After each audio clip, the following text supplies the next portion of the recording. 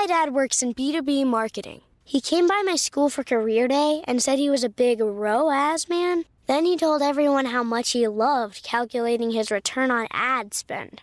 My friends still laugh at me to this day. Not everyone gets B2B, but with LinkedIn, you'll be able to reach people who do. Get a $100 credit on your next ad campaign. Go to linkedin.com/campaign to claim your credit. That's linkedin.com/campaign. Terms and conditions apply. LinkedIn, the place to be, to be.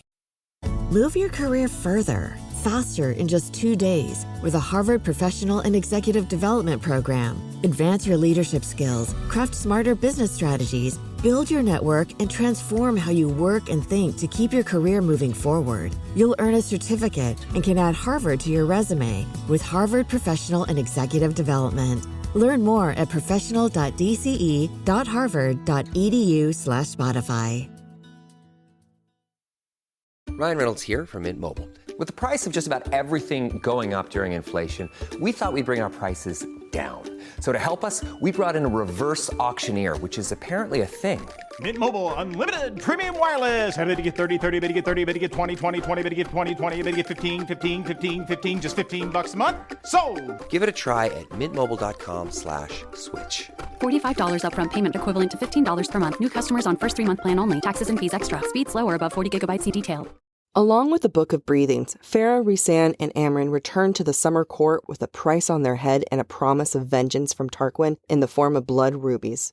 When Rhysand broods over the loss of a potential friend, Feyre works hard to engage him the way he once engaged her at her lowest, and wakes Rhys from his nightmares as he had once woken Feyre from hers. Weeks pass as Feyre continues to train and integrate herself into the inner circle, when the queens of the human realm finally deign to entertain Rhysand's request for an audience. Once more, Feyre returns to the human realm, only to find the queens are a grave disappointment in matters of compassion and the human heart. The views expressed by the hosts are entirely their own and in no way represent the thoughts or intentions of the original author. This podcast is a discussion shared to spark thought and conversation on the characters and themes of this novel. Though the hosts speak mostly within the constraints of this book, series spoilers may be discussed with or without warning. Explicit language as well as themes of sex, violence, abuse, self-harm, and depression will reoccur throughout this podcast. Listener discretion is advised.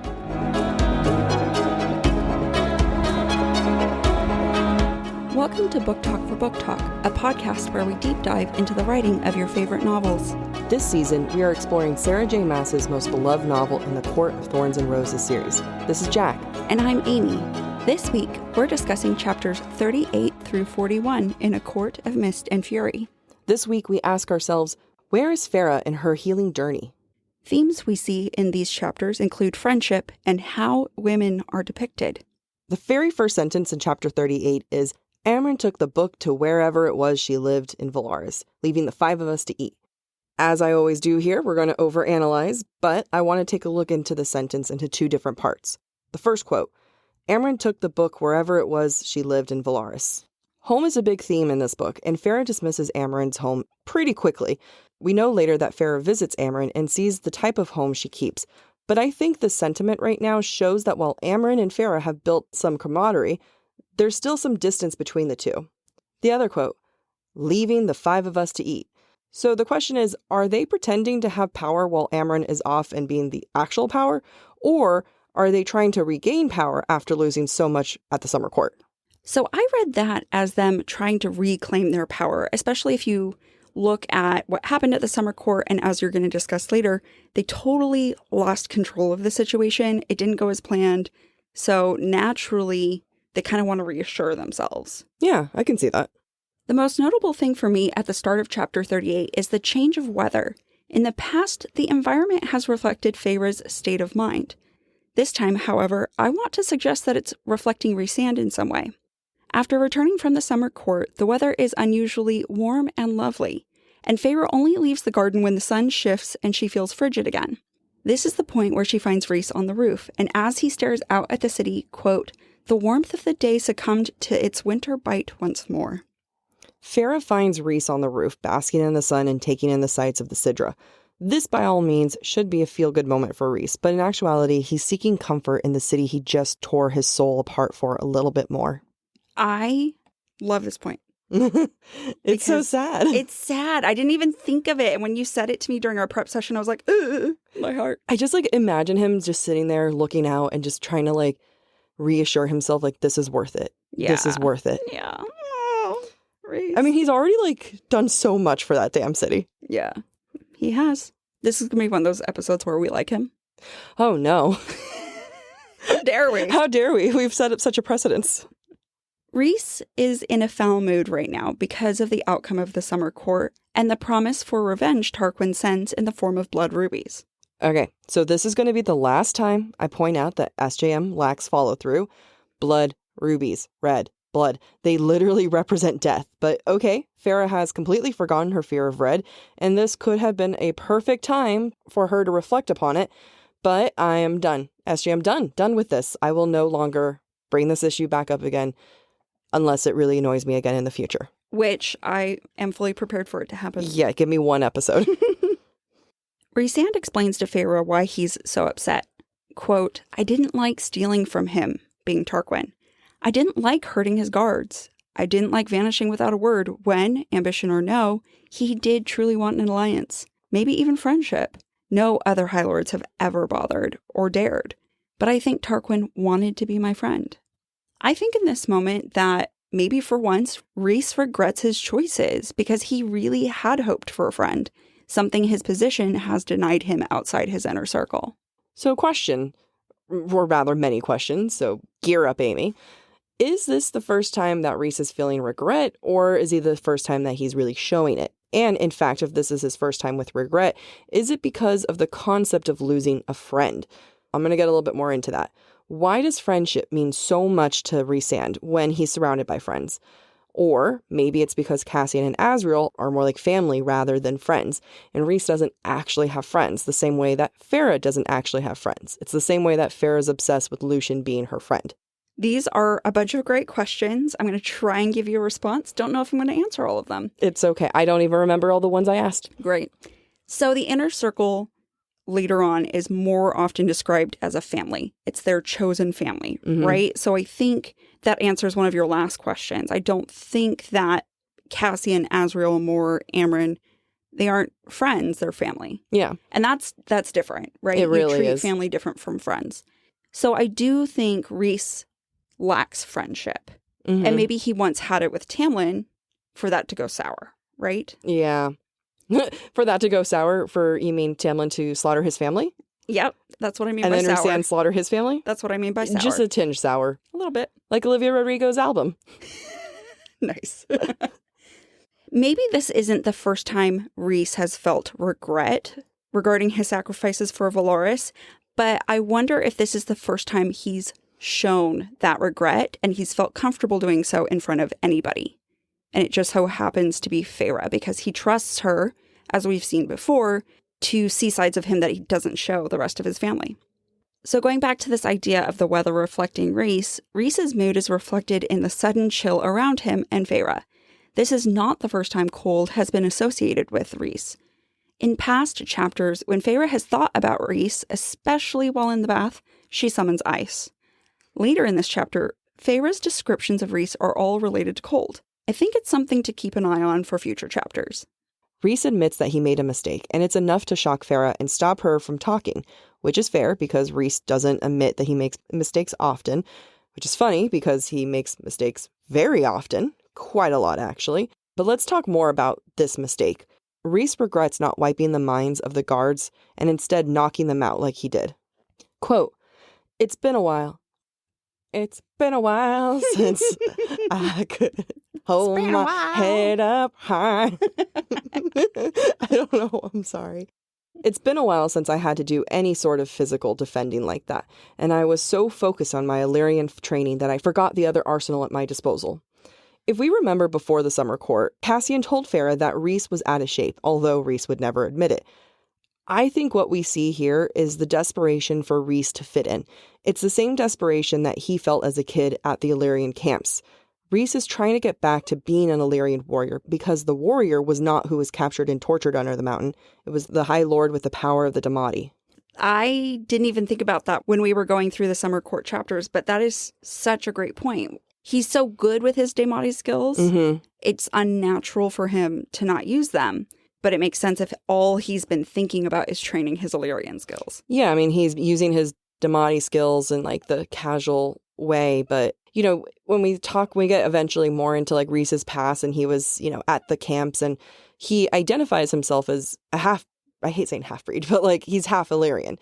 And there was always that sense of like having to prove himself. And here he is again, like having to prove himself. And then all of a sudden it's just like, yes, training. Time to go, when in actuality it's like, you ruined everything, Rhys. Yes, he did. When Feyre tries to minimize the blood rubies and what they mean, Rhysand tells her, quote, feuds like the one we just started can last centuries, millennia. If that's the cost of stopping this war, helping Amren, I'll pay it. He'd pay with everything he had, I realized. Any hopes for himself, his own happiness. I think what we're seeing here is a role reversal, or a parallel. Rhys and Feyre have traded places. Rhys is now the one brooding, the one resentful of the sacrifices that he's had to make for the greater good. Feyre, on the other hand, is trying to tease and play with Rhys.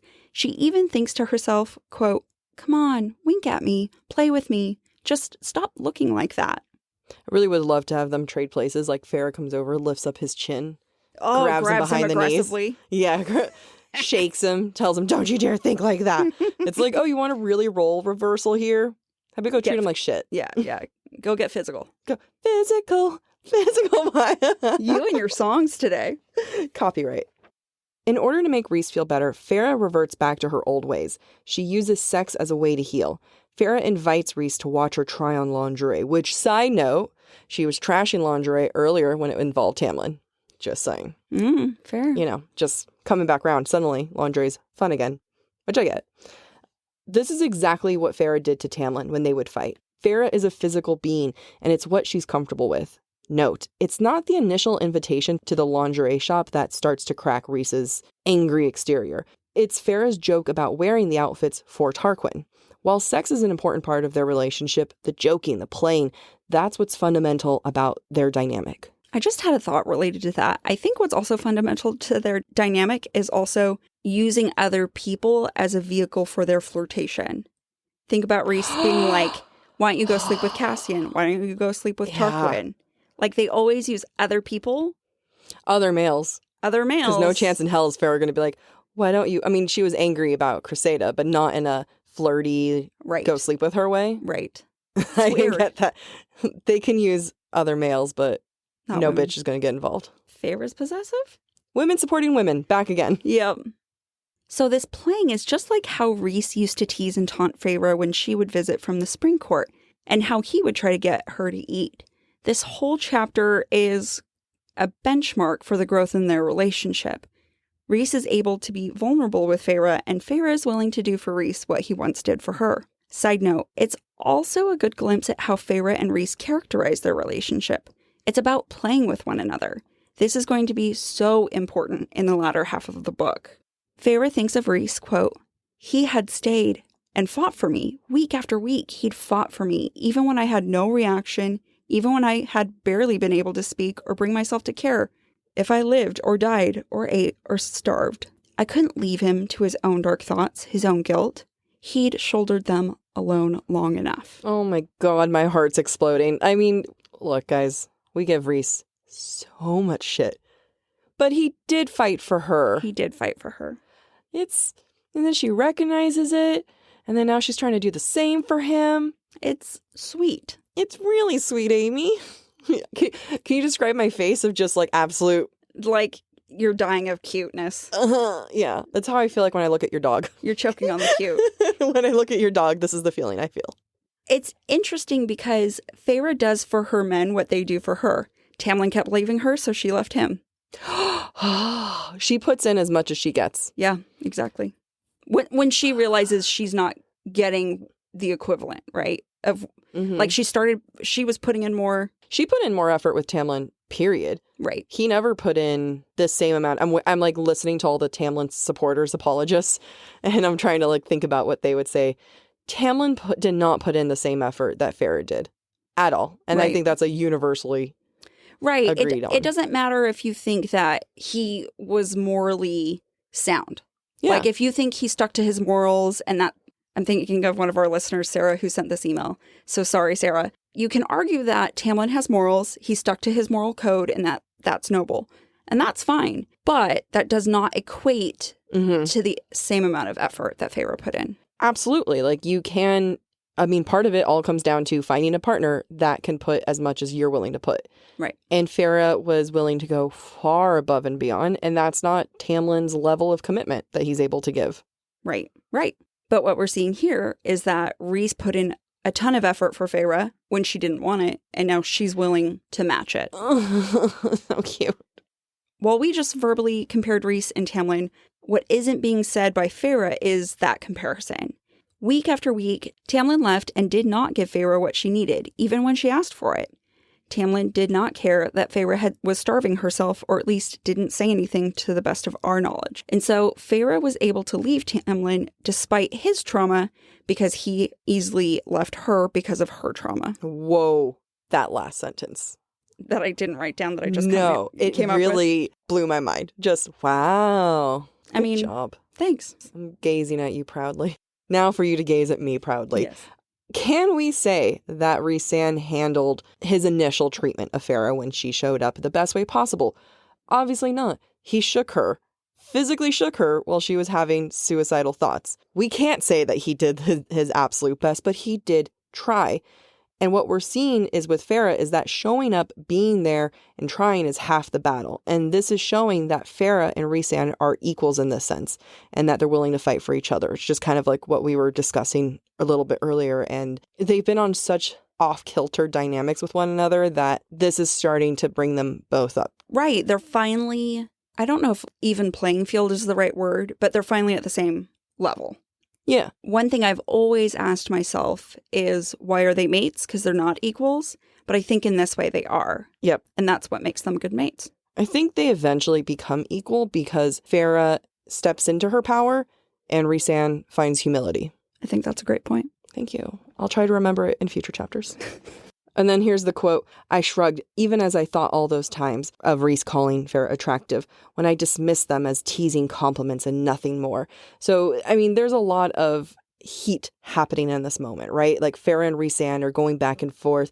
Come follow me at the lingerie shop. No, I'll follow you at the lingerie shop. I don't know if that was a real conversation, but yes, like they're basically playing sexy chicken to see who's going to break. And who's good? Like, I mean, really, if Asriel did not come down at that very moment, I think they both would have gone as far to really see who would break first. Mm-hmm. But Feyre doesn't have enough vision to invite both. And that's what I have to say. Lost opportunity there, Lost Feyre. opportunity. Like, she's talking to Rhys, having a really hot moment. Asriel slams down and she's like, all right, fellas, let's go. I got 2 boobs. One for each of you. One for each. Let's go. Although Feyre enjoyed the sexy chicken in the moment. Sexy chicken. Right. Game of chicken. The sexy chicken. Like, I'm just imagining them having a conversation and a really sexy chicken walks on screen. They go eat for dinner. That's one sexy chicken. It's a chicken in a bikini. The laundry mascot is a chicken.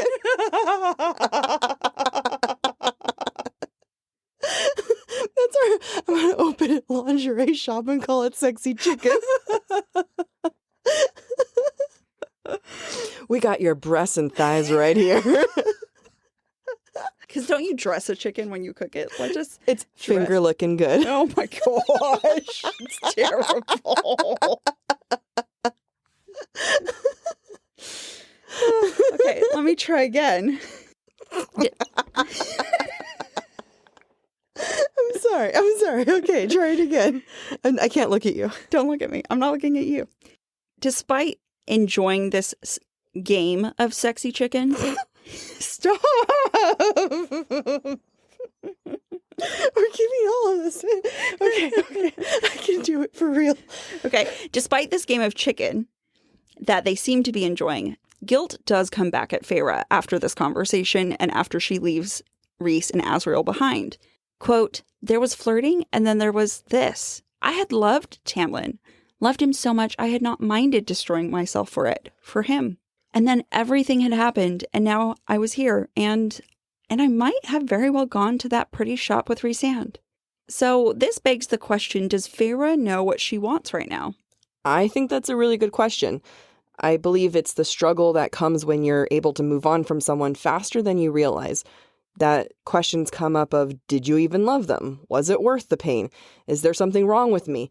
It doesn't take away the fact that Feyre still has to go through her mourning process and she still loved Tamlin and went through all the pain, but it would make her wonder why she was even with Tamlin if she can move on this quickly. So now let's talk about the issue of consent. Rhys sends Feyre an image of them at the lingerie shop, and Feyre's kind of daydreaming about it, and then it's actually Rhys sending her a very sexy daydream. Is that a question of consent? Like, he's sending her pretty graphic images down the bond. Right. Here's how I see it. If they were having a verbal conversation, if it made her uncomfortable, she could tell him to stop and she could walk away. Mm-hmm. In this moment, she is physically walking away, and the only reason why she realizes it's not her own vision is because she walks into a wall or something. I mean, at this point, it's just a matter of health and safety. Exactly. What if she fell down the stairs? She might have broken her neck. And then what would have happened then? Exactly. How could they go to the lingerie chicken? Stupid. But I do think, like, Rhys is as powerful as we think he is. You can't tell someone to stop sending visions to your brain, right? Mm-hmm. They're just going to keep being there. And she didn't ask for it. She didn't consent to it. And he only stops because she hurts herself. So it's so hard because we have feminist brain working against horny brain. And horny brain says, fuck yeah. And feminist brain says, fuck yeah. Is the image being sent down without her consent? Yes. This, and I'm not justifying, yeah, maybe, I don't know. But like, they were just having a very steamy conversation. So, okay, I'm trying to equate it to something else. And now that I'm equating it to something else, I'm like, okay, I can see what's wrong. It's like if you're having a text conversation with a guy or something, and then all of a sudden he sends a dick pic, and you're like, whoa, buddy. All right, whoa, I didn't buddy. ask for that. Nope, too far. I mean, it's sexier version of a dick pic, like, there's right, no nudity, but it's less gross and crass, but still wasn't asked for. It wasn't asked for. She hurt herself, and, you know, on the surface level, yeah, it's bad, but in my loins, I'd say it's so good. As we transition to the next scene, Feyre and Mor are having dinner, and Sarah J. Maas is so determined not to develop Mor that Mor doesn't even get actual dialogue. She gets a summary of a conversation. That's just sad. It's so very sad, but I have more thoughts about that later on Mor. And I cannot wait for them because they're fantastic. Thank you. Thank you. Now a word from this episode's sponsor. At BookTok for BookTok, we love to support women, and we're thrilled to sponsor with Celebrate Me Registry, a Black female-owned business. Celebrate Me is the first totally customizable registry service that lets you add gifts from across the internet for any occasion. Created by a woman for women who deserve to be celebrated. Which, by the way, is all of us. Me. It's me. I deserve to be celebrated. Because why do I have to wait to get married or have a baby, both of which are not happening anytime soon, just to get the gifts that I want? We're out here celebrating birthdays, holidays, and anniversaries without giving anyone guidance. You can give people guidance. Just visit celebratemeregistry.com today to create your totally free registry for any occasion or just because. Personally, I lean towards the just because reason. That's celebratemeregistry.com. After dinner, Feyre goes to sleep only to be awakened by darkness flooding her room. She leaves her room to find that the darkness is coming from Rhys's room and therefore goes in and finds Rhys naked, covered in darkness. I mean, I guess she doesn't know he's naked because he's just covered in darkness right now. But she tries to wake him up. When slapping Rhys does not work, Feyre attempts to use her power to coax the High Lord from his nightmare. Quote, I threw my own power out, black to black, soothing his darkness. My darkness sang his own a lullaby. I sent my own veils of night brushing up against it, his shields, running star-flecked hands down it. I willed that darkness inside me to echo it, to sing those raging fears to sleep. Then, like snow shaken from a tree, His darkness fell away, taking mine with it. Moonlight poured in. I want to unpack this section. There have been several discussions about variations of darkness up until this point. Remember that Rhys once told Feyre that there is a darkness to soothe, a darkness to frighten, and a darkness to sleep. Here, Feyre's darkness is soothing Rhys's darkness of fear.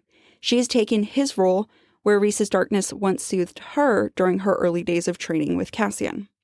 I want to revisit that quote. Quote, "My darkness sang his own a lullaby, a song my wet nurse had hum when my mother had shoved me into her arms to go back to attending parties." What we have here is a Tamlin reference and a better understanding of Feyre.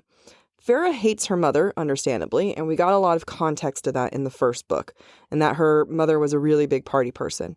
Now, with what we know in this book, we can see that's part of the reason why Feyre and Tamlin never would have worked, is that he wanted her to plan parties and even attend them, while Feyre hates parties because it represents her mother. My God. Oh my God. Right? It's so subtle. Mm-hmm. You're so right, though. You know what's weird, though, is that, not weird, I mean, I think it's done on purpose. It's like, first you have this moment where she's reflecting her mother, but she's not giving Rhys a piece of her mother, of the connection she has with her mother. She's giving Rhys the lullaby that the only woman who comforted her gave her. Which wasn't her mother. And the only thing that she had to offer Tamlin was what he asked of, was what her mother had. Which is... party planning. Right, which is what she hated. Yeah. And as we talked about in book 1, is that Feyre never learned how to love someone because her mother was obsessed with her dad and was just really big time party girl. Right.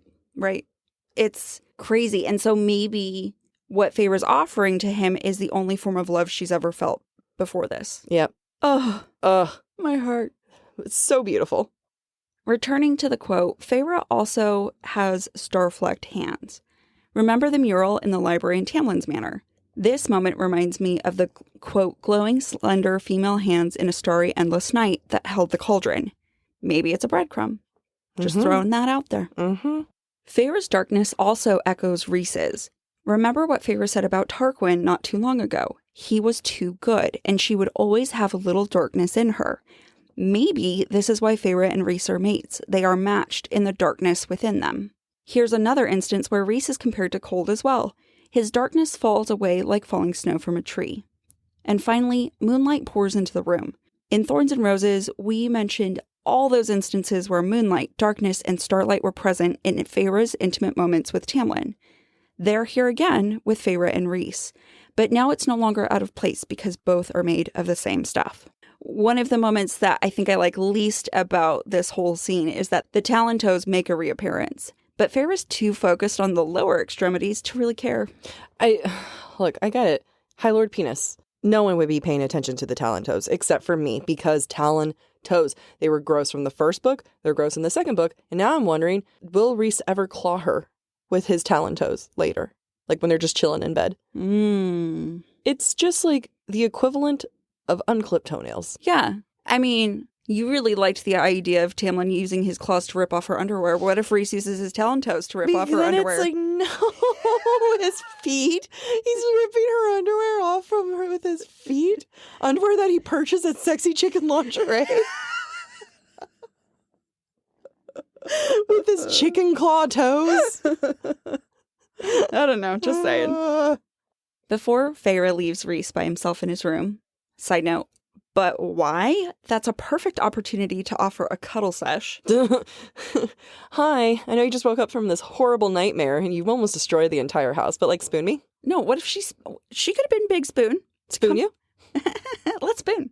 Feyre observes, quote, I studied the hand, the ravaged face. Such pain lingered there, and exhaustion, the face he never let anyone see. For the first time, someone has truly unmasked themselves in front of Feyre. I think that this must make Feyre feel special. Of course she's going to fall more for him when Rhys is this vulnerable, when no one else has been this vulnerable with her. So Tamlin was physically masked, and when the mask left, Feyre realized that there was nothing more to Tamlin. He was who he was. Rhys, on the other hand, never wore a physical mask, but what she's actually seen is now the true person underneath it. It's just kind of funny where you have one who had the physical representation and was just shallow level. And then the other person who doesn't have anything representing a mask and yet has so many layers that he's finally opening up. Yeah, it's amazing how much depth. We all know that Rhys has depth. It's amazing how much depth we associate with Tamlin just because he wore a mask. I mean, shallow depth. Very shallow. That man was as deep as the Starlight Pond. We don't know how deep that was. Yeah, I guess a pond isn't that deep.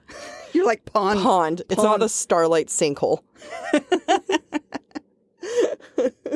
So there's also some interesting progression related to vulnerability that I want to point out. In Chapter 1, Feyre had a nightmare that Tamlin slept through or pretended to sleep through.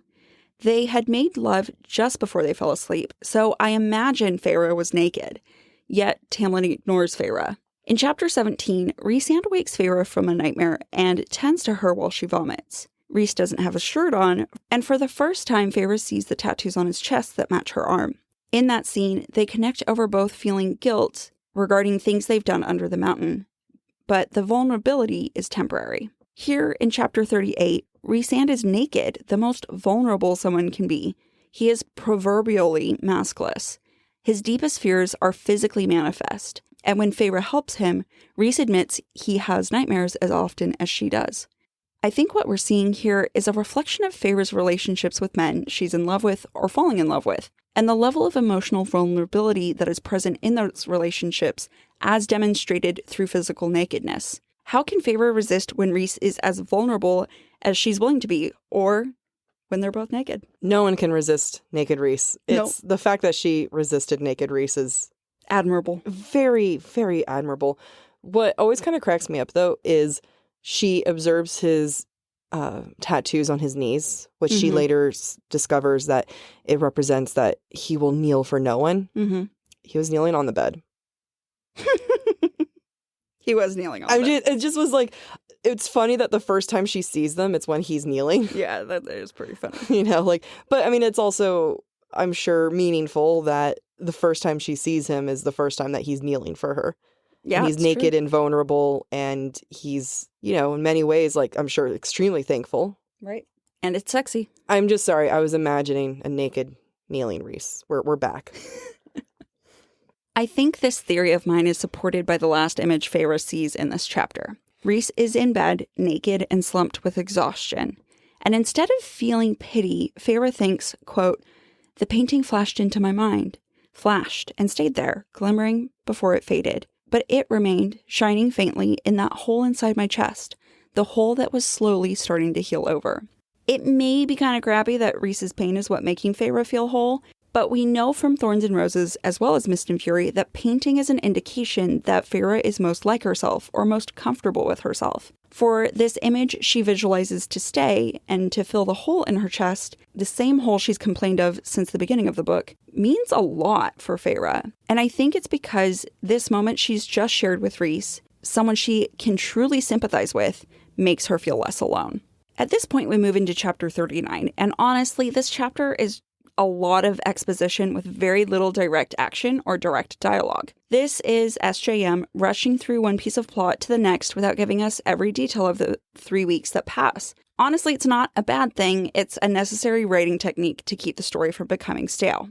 I always like the mundane parts, though, even though they don't contribute to anything in books. No, see, that's the thing. The mundane parts should contribute to the book, and you rush through things when they truly don't. Yeah. I mean, I wish there were more mundane moments of not just like, we went out partying, but like, I had Cassian come and help me hammer a shelf. Because you just like the character interactions and yeah, that's fair. Just like these like the boring moments, like those, like it's the stuff that fans draw fan art of. Yeah. Like these like really cute moments that we never see in the book, but we kind of imagine. Mm-hmm. As a writer, they're not the smartest things to put in there. Right. Because it slows the pacing. You're not getting to what you need to do. So it's not like a bad thing that she's doing. It's just... You just wanted more content. I just want like more boring content. You're very convincing right now. Yeah. For the first time, we're introduced to Amren's apartment in the beginning of Chapter 39. Feyre observes that the furniture there seemed as if it were always in a state of movement, only the bed the permanent fixture that was never rearranged. I wonder to what extent is this reflective of Amren's character, and does it have meaning? When I was thinking about this, I think this conveys some sort of restlessness within her, or maybe even dissatisfaction with her current state. I think those are very good things to look into, and I agree with it. I'm also going to pivot the perspective of that a little bit and say that I believe it's Feyre not understanding Amren, and I'll get more into that. If you remember to the start of chapter 38 and the way that Feyre was dismissive of Amren's home, this chapter almost reads like an apology or an effort for Feyre to get to know Amren better. It's the same of Feyre's relationship with Amren. Initially, Feyre was dismissive of her, but bonds with Amren quite a bit, and Amren ends up being nothing like Feyre imagined. Feyre even tells Amren she expected something more opulent, and we know that with Feyre that's an insult because she doesn't respect extravagance. Feyre's closer understanding to Amren is seen by the fact that Feyre brings Amren blood, figuring that she'll be hungry, and manages to bring her Amren's favorite, lamb, despite not knowing what Amren's favorite of blood was. Feyre makes a realization while at Amren's. Quote, "He, Cassian, cares about you. All of you. You're the only family he has. They were all the only family they each had." The unspoken words here is that Feyre doesn't have family as well. She has sisters, but they were never family, and instead they're only a burden. And honestly, I think you can argue that it's not until the end of Silver Flames do they start to become a family. Family doesn't exist in the face of burden. Side note, I totally forgot about this, but Amren and Varian didn't even have sex yet, and I'm pretty sure didn't even kiss, and yet he gives her that ruby necklace, and I respect this so much, and I can't say that's ever happened. Like, even with relationships, I still never got the jewelry that I most definitely asked for. I view this as the epitome of excellent courtship. Oh. Like, that is the type of courtship every woman deserves. But also, what's jewels in the face of death? Like, I do deserve jewels in the face of death. What? No. I said, what is a family heirloom in the face of death? Like, yeah, give up the family heirloom to make sure your dumbass cousin doesn't get y'all killed. Yes, give me jewelry. But to my point, yes, you should court the person you are seeing or want to see. It's just so, I respect it so hard. Yeah, I do too. Like, did you guys hook up? No. I can tell if he wants me or wants to kill me. Like, ugh. And you win him over enough so that he gives you this family heirloom. Ugh. Sexy. Goals. Okay, for this next part, I call this my dissertation on Mor.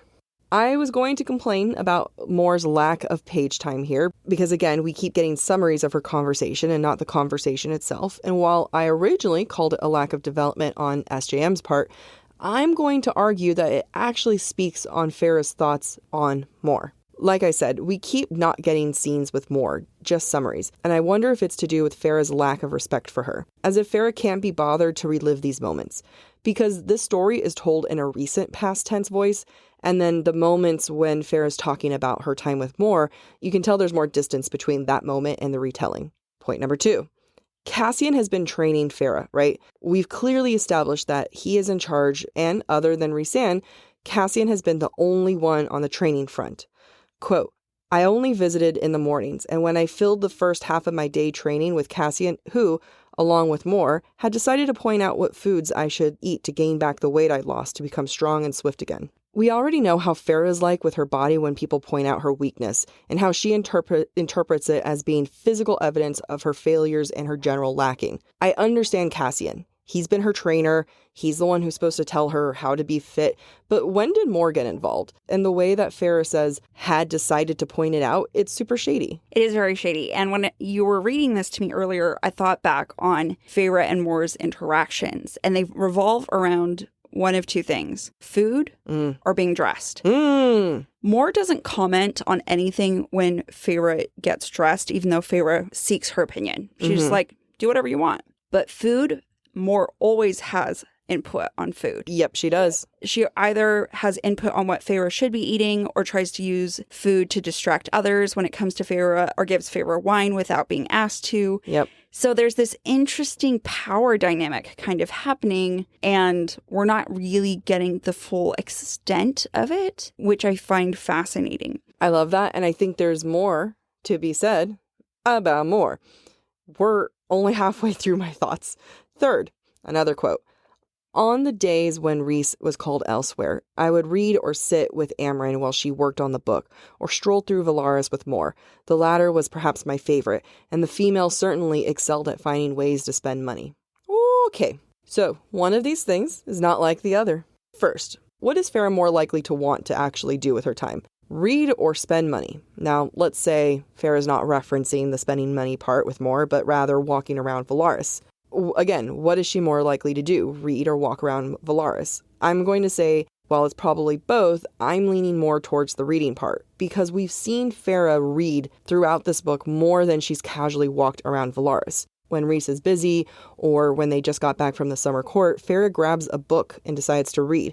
We don't really get many scenes of her walking around Velaris on her own. Also, think about it this way. Reading is knowledge and knowledge is power. Yep. And who reads?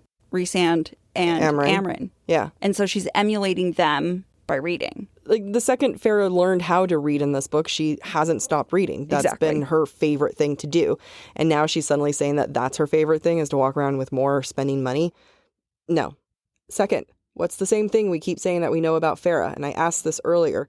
Feyre doesn't respect opulence. So the fact that Feyre is out there with Mor while Mor is spending money like crazy, Feyre has not respected that from anyone else yet, and her perception of money and spending will change over time, but we can't say 100% sure that her perception of spending money has changed at this point with her.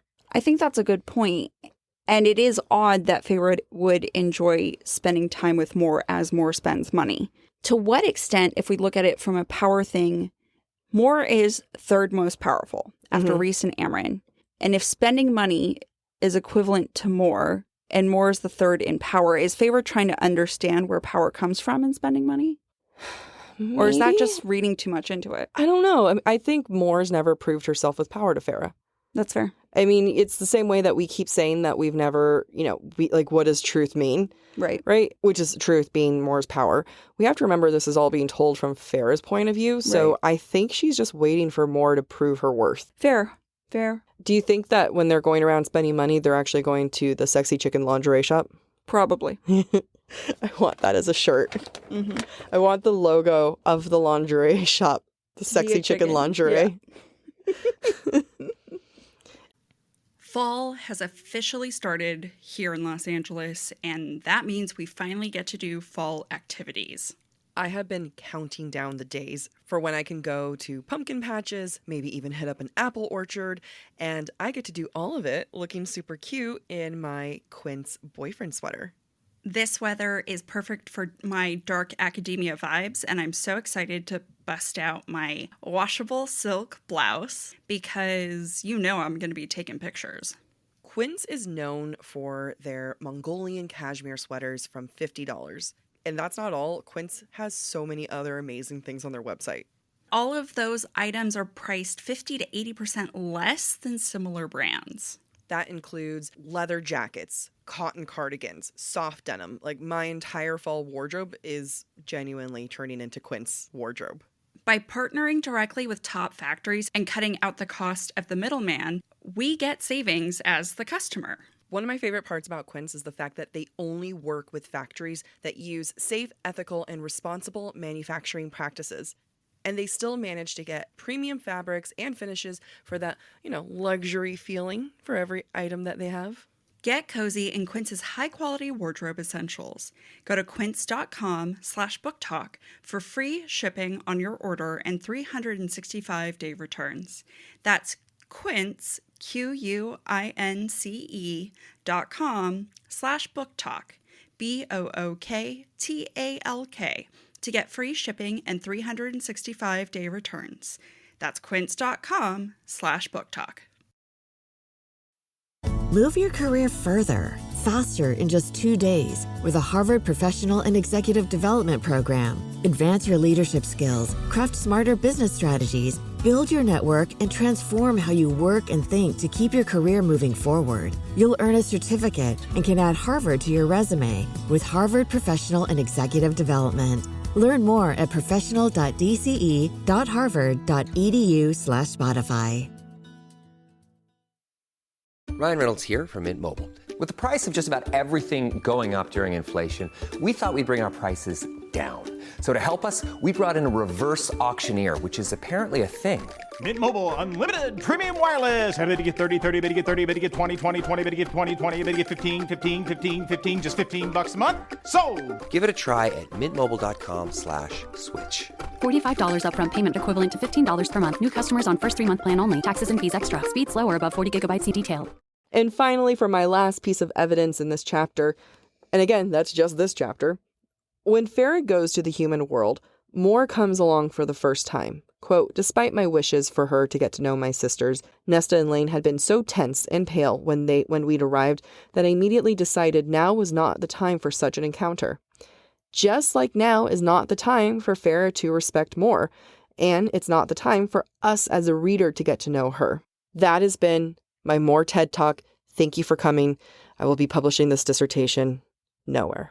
Excellent job. I think your dissertation is more convincing to me than anything else I've seen about More. Mm-hmm. The only argument I have against your dissertation is the possibility that SJM is just working too hard to hide too much about More. 100%. I lean on the side of it's just not a good character development, but I like your dissertation better than that. Thank you. I think it's like, when it comes to a literary analysis, if I'm going to lean into the literary analysis side, I'm going to lean into, maybe it's just Feyre not caring about her. Yeah. Which, again, I do think it's SJM not wanting to reveal too much, but the fact that it's Feyre who's not getting the secrets, to me, that shows that SJM is comfortable with the two of them not being super tight. I think that is an excellent point. Thank you. I can't wait to tell that in the live. I don't know. People listen to this moment. Yeah, I think you're going to blow people's minds. Pew, pew, pew, pew, pew, pew. What's the sound that in the graphic novel, not the graphic, the audio version of the book when they winnow? It's like... Or like it's some like Star Trek noise or something. People call it like a Power Rangers, like... Oh, yeah. Something weird. So Jac just discussed part of the human realm piece of this chapter. Before we get to that part, there's a very revealing moment in Feyre's inner thoughts after her exchange of notes with Rhys, during which Rhys tells Feyre why he wanted to be High Lord and how he wanted to be different from his father. Feyre thinks to herself, quote, for a moment, I hadn't been able to stop myself from comparing. Tamlin hadn't wanted to be High Lord. He resented being High Lord, and maybe that was part of why the court had become what it was. But Rhysand, with a vision, with the will and desire and passion to do it, he'd built something, and then gone to the mat to defend it. In the chapters between the mortal realm and the summer court, we talked a lot about what Feyre wasn't saying, and we argued that she was comparing Rhysand and Tamlin without vocalizing both sides of her observations. Here, for maybe the first time, Feyre does blatantly compare the two High Lords, and she says she can't stop herself from comparing, which, in my mind, means she's been trying to not compare, though obviously she still was. Feyre, you've been comparing, we've been comparing, all of TikTok has been comparing. We just can't help ourselves. We can't help it. Feyre's also willing to call Tamlin out for being a bad High Lord. I think this line of thinking, the realization that Tamlin could have done more, that Rhysand does do more, it paves the way for Feyre wanting to do more and be more, and that's what gets her ready for being a High Lady. Before the queens appear, we get a glimpse of what Feyre and Rhys are wearing, and both happen to be wearing crowns. How far we've come from a time when Feyre did not want Tamlin to give her a diadem or crown. This is showing us how comfortable Feyre is with being decorated in jewelry. This is part of her role as emissary. It's not something she shirks anymore. In some ways, this is reflective of how comfortable Feyre is in her own skin. We also have to remember that Rhys is in charge of how Feyre is dressing, right? So Rhys has them dress in opposites on purpose. Feyre is in white and gold while Rhys is in all black. He's highlighting her to be purity and to try to sell this portrait of his court being trusted, that he's not as scary of a High Lord as they think he is. And he's trying to show a different side. However, remember the reason why the queens are willing to even meet him? it's because he wrote a letter talking about the woman he loves and her family and that he wants to protect them. Rhys is having Feyre and Rhysand dress bride and groom style. That is exactly what my thoughts were when you were talking about them being opposites. Yep. It is, they're at a wedding, basically. I mean, but he just like begged them to come. His last letter being like, I love this woman. She's the love of my life. Yeah. Please. And then they show up and he has them purposely dressed like bride and groom. It's amazing. He's trying to get sympathy. Yes. And I don't fault him for that. This isn't like a shady thing. This is genius. It is genius, but Feyre doesn't know. She looks good in white and gold, whatever. No, I mean, yeah, it's definitely not letting her know. But I don't blame him for not telling her, because that would be like revealing that he's in love with her and that he wants to marry her. That's fair. And stuff. But it just, right? Like, it's just the idea of her in this like bridal white gown and a crown. Great point. Thank you. Now a word from this episode's sponsor. Amy. Yeah. You know how I'm super single? You're very single. You did not need to confirm that hard.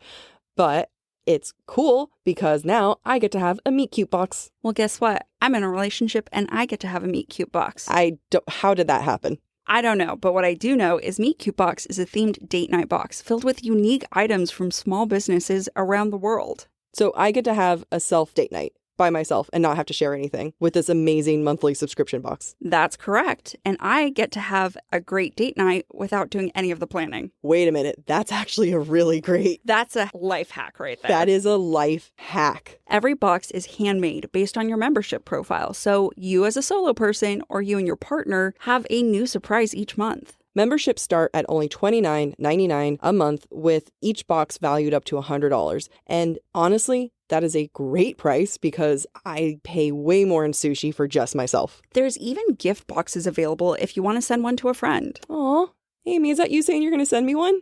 No, because you can use the code podcast at meetcutebox.com to get $10 off your first box. That did not go the way that I was anticipating it. I feel like you can still buy me one. I feel like I'm in a relationship. My money is going elsewhere. Touché. I will be getting my own using the promo code podcast and going to meetcutebox.com.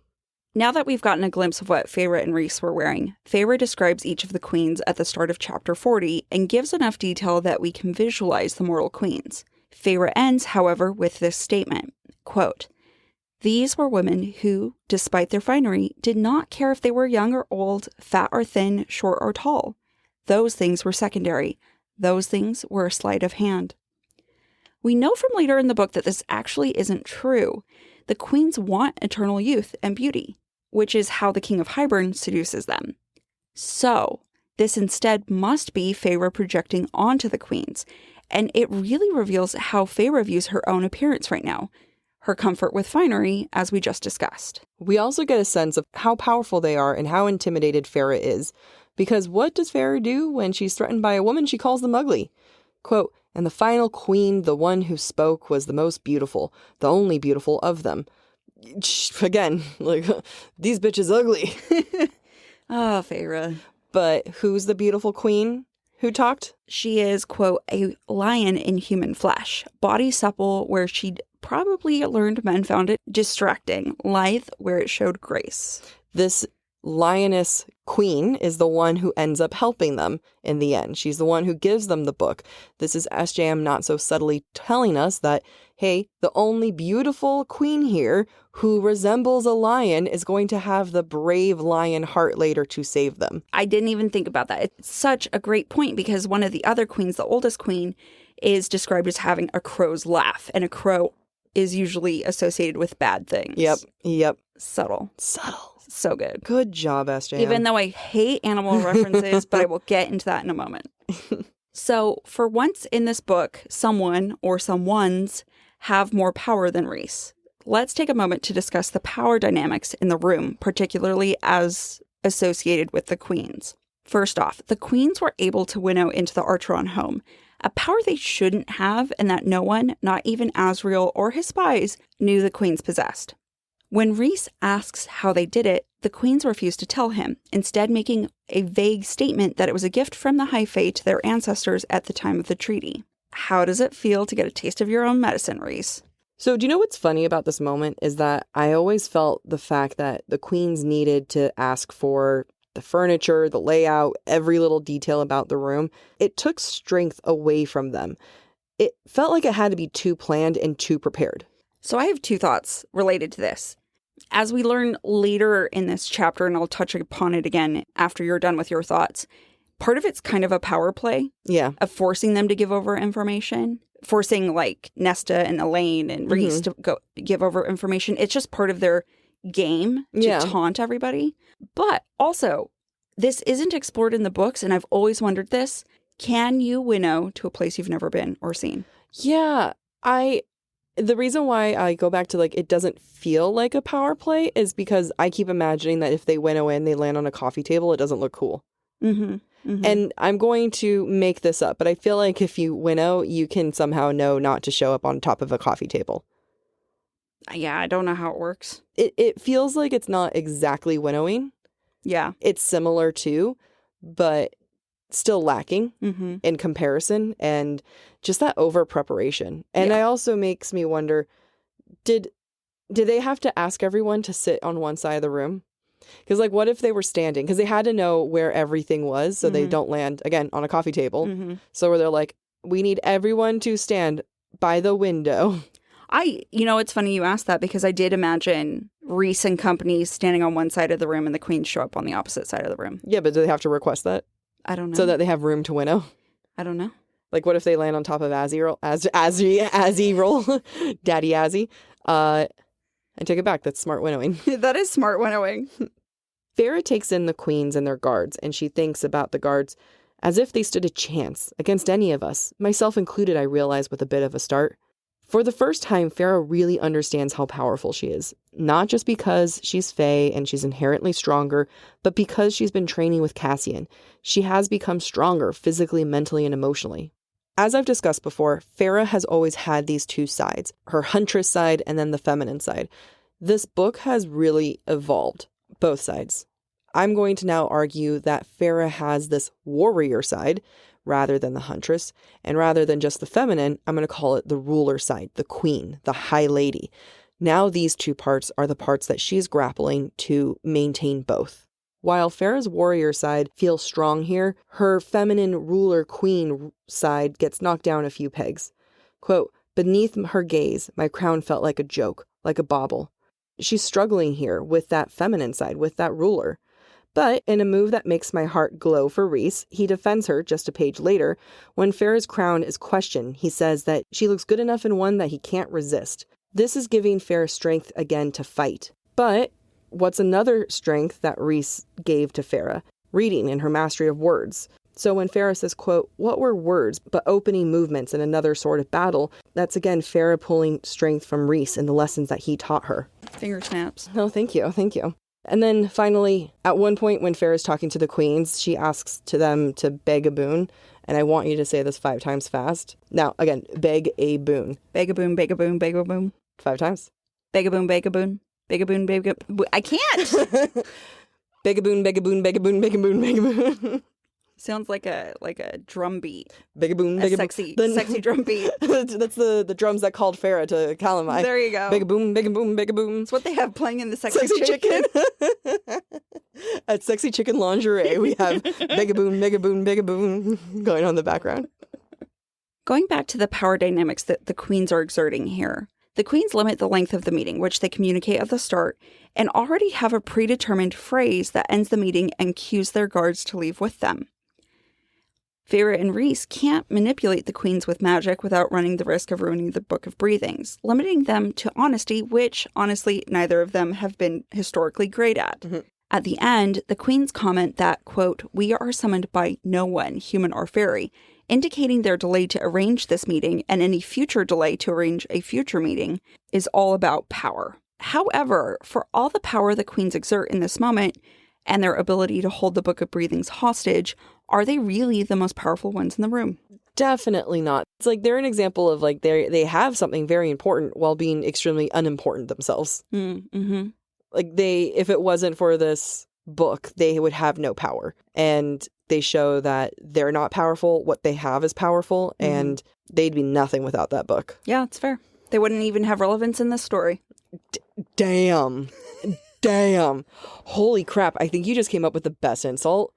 Like if you're in a fight with someone or if you're breaking up with someone, be like, you don't even have relevance in my story.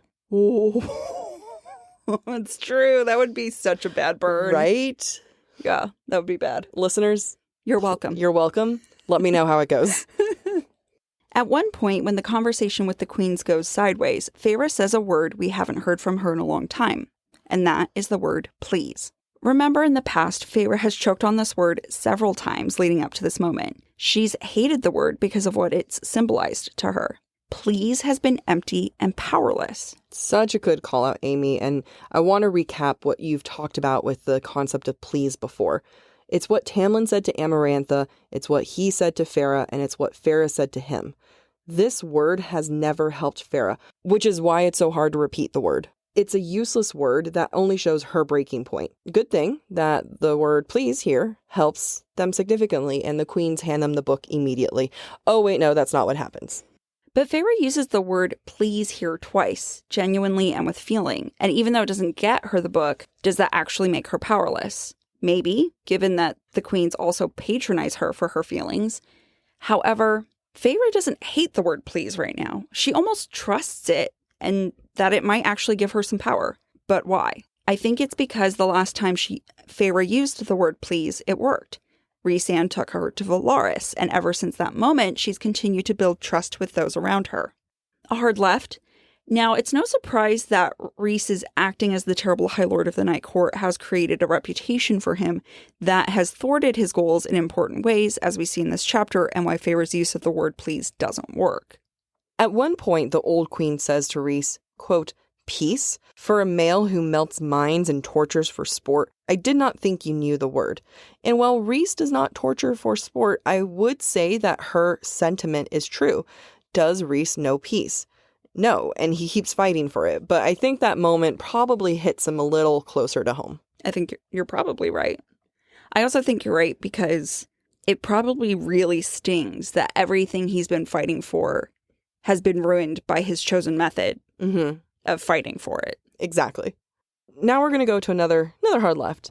After this whole please thing, the queens talk down to Feyre, and Rhysand threatens to them, do not condescend to her.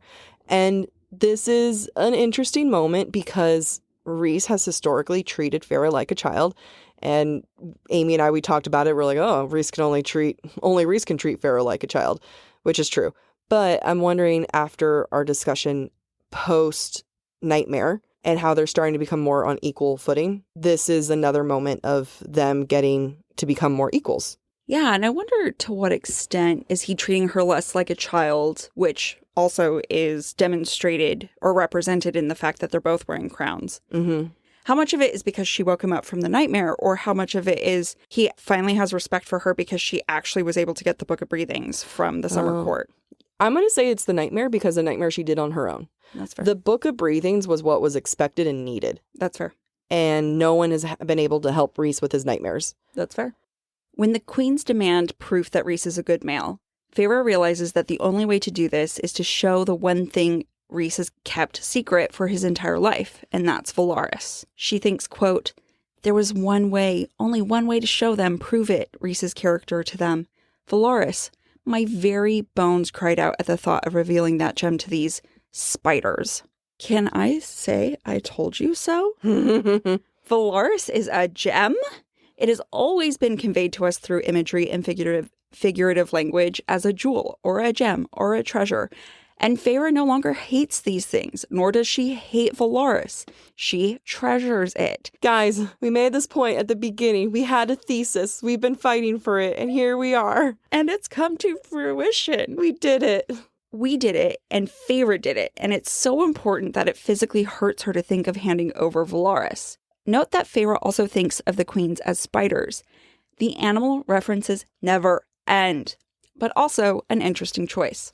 Most people are afraid of spiders, as I'm sure many people are intimidated by these queens. Spiders can be poisonous, which I would say these queens are as well. They have many eyes, many appendages. Interpret that the way you want. I was imagining them more like a human centipede situation. Oh, also acceptable. Spiders weave webs to catch prey, and also some spiders, like black widows, often eat the males after they've mated. Sounds pretty accurate when describing the queens, if you ask me. I love that. And the fact that Feyre compares women to animals all the time, but now with these queens, she despises them so much that she compares them to insects. They're not even worthy of being compared to a horse or a cow. Yeah, it's true. She could squash them with her foot if she wanted to. Damn right she can. There's this beautiful moment that I really love, and let me read you a quote. And it was Elaine, who sighed and murmured, "I hope they all burn in hell." This is one of my most favorite Elaine moments in this book, and even Feyre is shocked at how Elaine acts. Feyre was shocked. I was shocked. I mean, I completely forgot that this moment even happened in the book. And I had to ask myself, like, wow, do I like Elaine? And the answer is yes. Yes, I do. Sweet, kind Elaine has a mean bone in her body, and we constantly overlook this. Maybe that mean bone is Asriel. Hey. I get dirty thoughts about you. What mean things has Elaine thought of her family members that she's kept bottled up? Oh, probably a bunch. Probably a lot. I think we know that. Definitely with Nesta. They have the most toxic relationship. 100. Now, does this moment show us that Elaine is a stronger character than we give her credit? Which is something I will argue at the end of the season. It might not, but it does show that Elaine has hidden depth that many in the BookTok community write off. And I argue, stop shitting on my girl Elaine. Yeah, at this point, Elaine hasn't done a single thing that proves weakness. Nope. If we imagine Nesta being super strong, at this point, what has Nesta done more than Elaine? It's true. Like, Elaine chose to get married. You know what? Maybe that's her way of trying to get freedom from everyone. Yeah. Maybe because she knows that the status that her family has is false because it's all fake jewels that Tamlin She's provided. trying to secure something. She's trying to secure their future as a family. Yeah, we definitely have this view that Elaine's like this wispy, weak one who just likes pretty things. But I haven't seen a single bit of evidence for that. Yep, I agree. As we move into chapter 41, there's a lot of Miriam, Draken, and Jurian backstory set up that I think we're going to gloss over. But I will mention what this backstory achieves. First, it provides more context for some hints about these characters that we've seen so far in the book. It also informs Jurian's character when we meet him in the flesh at the end of the novel. Finally, it provides an interesting parallel or maybe even a contrast to Feyre, Tamlin, and Rhys. The question is who's who? Is Drake and Tamlin or is Drake and Rhys? I haven't been able to figure it out. Somebody else tell me. Well, Jurian would be Tamlin. Because Jurian doesn't get the girl and everyone thinks he's bad and then he comes back and proves himself and redeems himself.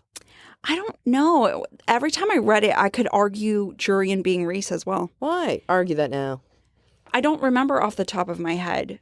So how I saw it was that the Fae Queen that Draken is betrothed to was Amarantha. Mm-hmm. And I saw Draken as Tamlin. And Miriam runs away to be with Rhys and they fight against Amarantha or the queen. I just saw it as like what could have been if Feyre was with Tamlin and not Rhys. I saw it as like or maybe not. I mean, I guess I just saw it a bunch of different ways. I definitely see it as Feyre's Miriam, Rhys is Draken, Jurian is Tamlin, because Jurian ends up being trapped with Amarantha the same way that Tamlin is kind of trapped with Amarantha. Yeah, that's a good point. Yeah. That's a good point. And everyone thinks that Jurian's the bad guy. Yep. Because he screwed up quite a bit. Yep, fair. And then redemption arc. But, with this whole story about Jurian, and it's a summary, it's like we have to get backstory. But another thing I want to point out is that Moore gets defensive of Miriam when Amren says that Miriam and Draken were falling in love behind Jurian's back. Moore snaps that it wasn't behind his back because Miriam ended it with Jurian before she even touched Draken. Did Amren say fuck behind his back? No, she said falling in love, which is probably what happened because if it was a short time in between, Miriam probably flirting, steaminess going on, and then abandoned ship and went with the hot Fae prince. Right. It's good that Miriam didn't physically cheat on Jurian, but at the same time, it's messed up. And the fact that Moore is the one who's defending that also points out to my theory that Feyre doesn't respect Moore. Mm-hmm. That's fair. Thank you. Welcome to the dark side. As Feyre contemplates the choice ahead of Rhys and the inner circle, she thinks, quote, For his people, for the world, Rhys would offer the queens this slice of truth, being Velaris. Let's think about this a little bit more. The queens think they're only sacrificing a small bit of the mortal land on the island of Prythian and the few mortals there, thereby saving an entire continent of mortals. In theory, the queens are doing the ethically correct thing with the limited knowledge and perspective that they have. Rhys does the exact same thing. He's willing to sacrifice the people of his city for the entire world. He is also doing the ethically correct thing. Who's more right? We have the privilege of knowing that it's Rhys. Why? Because at the end of the day, he's more self-sacrificing than these queens. This is a good question and a good way of looking about things. And we have to remember that the queens, and not just the queens, but no one sees themselves as the bad guy. The queens had to make a call in order to save more lives. At least that's what they believe they're doing.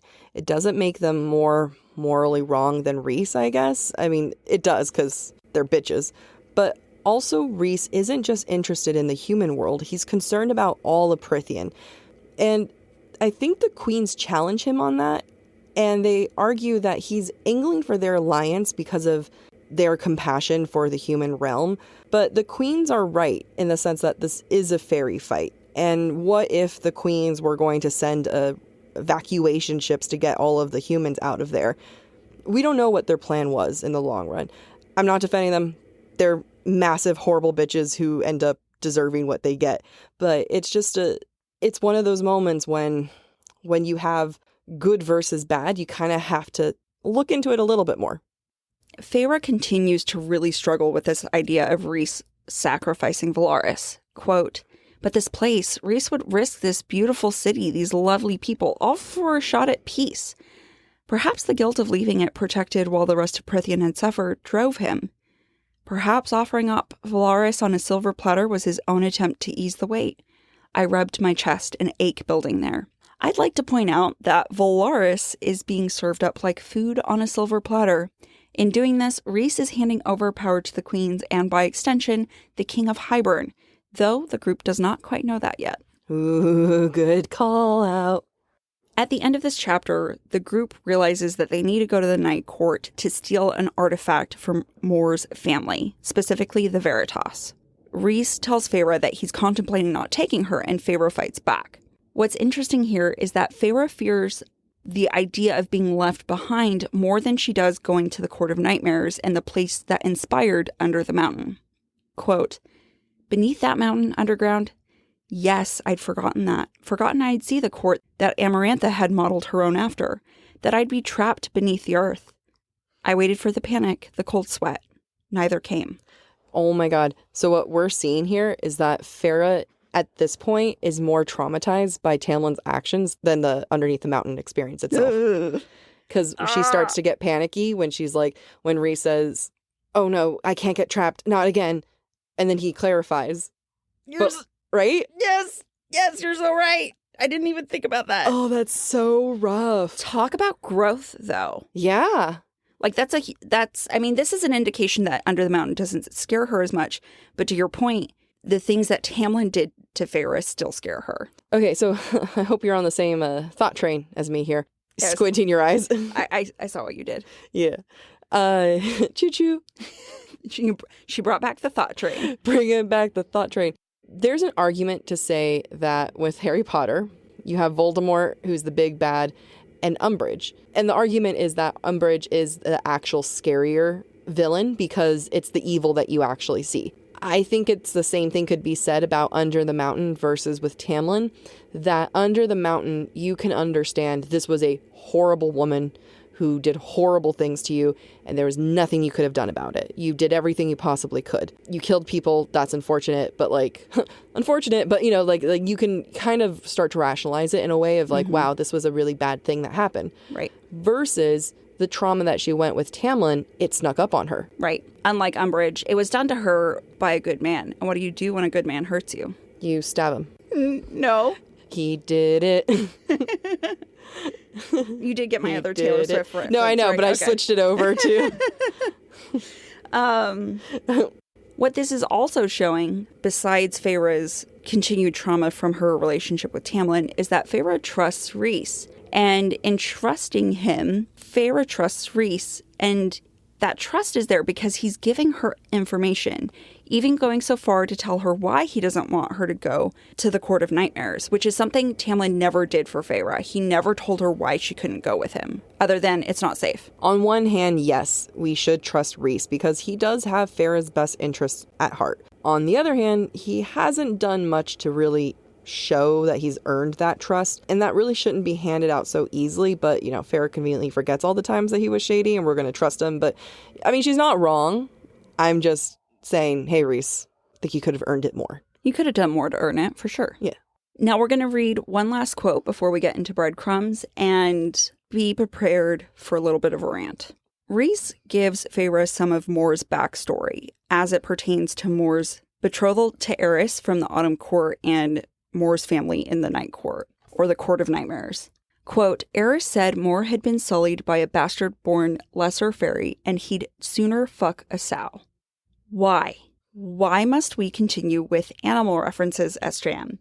Women are not treated right, even in books written by women, because that's what our society has ingrained in us, and I am done. Burn the patriarchy. It's inherent misogyny, it's inherent sexism that isn't all of us because we're raised that way. And it's not wrong to say that, like, wow, we have these like incredibly sexist thoughts and processes in our head. But again, like, that's because it's been ingrained in us for such a long time. And we have to actively work against that and say, wow, maybe there are these things that I'm doing in my own writing, in my own dialogue and everything that is not that really goes against the grain of everything. That's why I personally, it took years for me to stop saying the word slut, and not even if it's like in a fun way. It's just, there's things that we have to do to work against it. And like you said, SJM, a female author, is still guilty of that because it's women who are compared to the animals far more than men are. Right. I mean, and we talk about this all the time in our real lives. How many curse words for men to describe men are really insults towards women? Bastard. Son of a bitch. Pussy. Or even to call a man a bitch. A douche. Oh yeah, a douche as well. It's just ridiculous how we're putting down women all the time. Every single one of that comes back to a woman's, like, women. Like, just, you know, women. Just women in general. It's insane. It's not great. And I'm not going to say that I'm not going to accidentally do that in my own writing too. Right. We're all guilty of it because this is how we've been raised and how we've come to understand the world, which is why we have to actively work against it. Exactly. And when we're viewing things through a power lens and through a feminist lens, we get to point these things out much more and do as we say, not as we do. Because, like, I don't want to, when our own bits of writing come out, people are going to be like, wait a minute. Well, you compared them to an animal. It's like, yes, I did. I'm sorry. My boss's wife recently asked me for a book recommendation, fantasy related, but where women aren't treated like women are in our society, where there isn't inherent misogyny. And I haven't done as much fantasy reading as maybe you have, Jac, or others, but I honestly couldn't think of something where I could say women are truly treated as equals. No, there's a lot of, I'd have to really think about it, but no, there's not. And we were talking to one of our guests, Nicole. I was talking to her and we were discussing this concept. And I said to her, well, you know, like, that's kind of the reality of the situation of life, is that, you know, we're in a really sexist world. And she made a really good point. She's like, it's a fantasy book. You can make it whatever world you want to make it. Exactly. And I was like, oh shit, you're right. And I don't know, we've talked about this on the podcast, but we've definitely talked about it on one of our TikTok lives. But SJM does not show any healthy female dynamics until Silver Flames. Agreed. It's crazy where you have like these strong women. Yeah, we have Mor. Yeah, we have Amren. Yeah, that's it. Other than Feyre. But we also have Amarantha. We have the queens. We have all these other... Ianthe. And it's just like, you're trying to make women seem powerful, but at the same time, all these women are just pawns to a king. Mm-hmm. The king of Hybern. And then you have like this land of everyone's just a bunch of high lords, and no one's trying to push the status quo here. Yep. And but what Nicole said, it's a fantasy book. You can make it what you want to make it. Yep. And this is a choice that SJM made. Yep. And that is why my fantasy novel has a matriarchal society in it. You call it's a queendom? It's a queendom. I love all the subtle things you do in your world to make it female leading. I know. Now it makes me want to go work on my writing. We'll wrap this up so we can go work on that. We're not working on it tonight. Nope. Now we are finally in some breadcrumbs. At the top, we're going to give you some spoilers for this entire series and for the SJM multiverse. You've been warned. Dun, dun, dun. In chapter 38, Rhys tells Feyre, quote, "Your name has already been added to the list of those approved to use my household credit. Buy whatever you wish. Buy yourself a whole damn house if you want."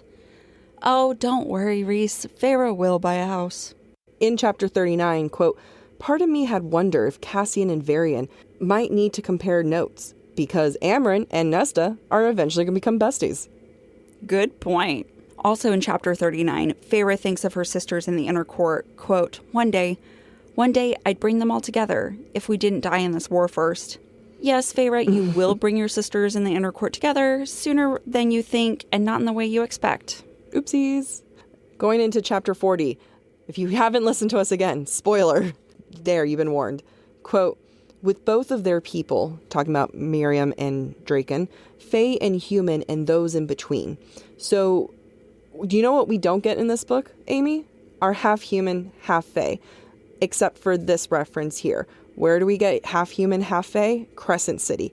I feel like this might be a breadcrumb and some kind of linkage between the two worlds. I'm going to further your point. Yeah. Draken's aerial army are seraphim. And what do they have? Feathers. Like what? Hunt. Angels. Hunt. Exactly. Also in chapter 40, the beautiful queen observes Feyre and says, quote, "A human turned into a high fae, and who is now standing beside a high lord at the place of honor. Interesting. While at first this seems like a judgment, does this not also reveal the queen's collective true desires?" In chapter 41, Draken's aerial army, Cassian mused, was as good as ours. We might need to call upon them by the end. So true. So very, very true. And our last breadcrumb, also from chapter 41, is Feyre observing the rainbow of Valaris. Quote, "It'd be stupid to venture into the quarter anyway, when it might very well be ruined in any upcoming conflict. It'd be stupid to fall in love with it when it might be torn from me." Okay, I don't know what strike this is. I think it's number 5, 6, 7. But you're out, Feyre. Stop jinxing yourself. Goodbye, Feyre. Goodbye. No. So let's revisit the question that we asked at the beginning of the episode. Where is Feyre in her healing journey? I think you observed it best when you pointed out that Feyre has healed from her under the mountain experience and now struggles with her Tamlin trauma. And so we've seen a lot of growth. We've seen progress in her relationship with Rhys. We've seen progress in her relation and her physical reaction to certain things. But that doesn't mean she's completely whole right now. Yeah, no, I think that's totally fair. It's a lot of what this chapter was moments of saying, yes, these are the things that you and I originally identified earlier in the book, like Feyre's view of Valaris, Feyre viewing jewelry and crowns, and how she is able to view it now. And it's been a while. We've had, we're almost 400 pages in, and it's like, not full circle, but it's like, we finally made it, guys. Like, we identified at the beginning Feyre in the ways that she was struggling, and here in this chapter, we can definitely see all the ways that she's grown and healed. Which is beautiful. Beautiful.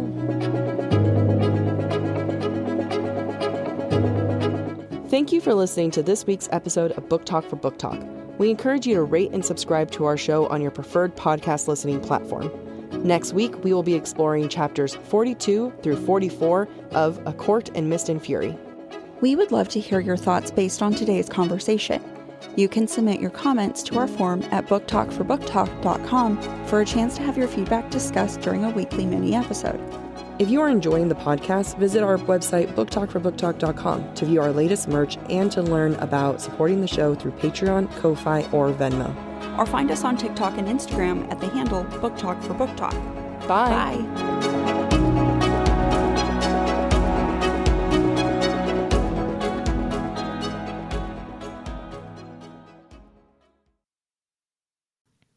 Fall has officially started here in Los Angeles, and that means we finally get to do fall activities. I have been counting down the days for when I can go to pumpkin patches, maybe even hit up an apple orchard, and I get to do all of it looking super cute in my Quince boyfriend sweater. This weather is perfect for my dark academia vibes, and I'm so excited to bust out my washable silk blouse because you know I'm going to be taking pictures. Quince is known for their Mongolian cashmere sweaters from $50. And that's not all. Quince has so many other amazing things on their website. All of those items are priced 50 to 80% less than similar brands. That includes leather jackets, cotton cardigans, soft denim. Like, my entire fall wardrobe is genuinely turning into Quince wardrobe. By partnering directly with top factories and cutting out the cost of the middleman, we get savings as the customer. One of my favorite parts about Quince is the fact that they only work with factories that use safe, ethical, and responsible manufacturing practices. And they still manage to get premium fabrics and finishes for that, luxury feeling for every item that they have. Get cozy in Quince's high-quality wardrobe essentials. Go to quince.com/booktalk for free shipping on your order and 365-day returns. That's Quince, QUINCE.com/booktalk, BOOKTALK, to get free shipping and 365-day returns. That's quince.com/booktalk. Hey, I'm Ryan Reynolds. At Mint Mobile, we like to do the opposite of what Big Wireless does. They charge you a lot, we charge you a little. So naturally, when they announced they'd be raising their prices due to inflation, we decided to deflate our prices due to not hating you. That's right. We're cutting the price of Mint Unlimited from $30 a month to just $15 a month. Give it a try at mintmobile.com/switch. $45 upfront payment equivalent to $15 per month. New customers on first 3-month plan only. Taxes and fees extra. Speed slower above 40 gigabytes. See details.